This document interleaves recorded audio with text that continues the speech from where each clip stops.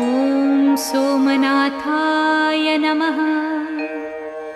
ॐ मल्लिकार्जुनाय नमः।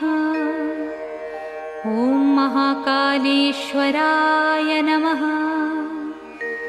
ॐ ओंकारेश्वराय नमः। ॐ वैद्यनाथाय नमः। ॐ भीमशंकराय नमः। ॐ रामेश्वराय नमः। ॐ नागेश्वराय नमः। ॐ विश्वेश्वराय नमः। ॐ त्र्यंबकेश्वराय नमः। ॐ केदारेश्वराय नमः। ॐ भुस्मेश्वराय नमः।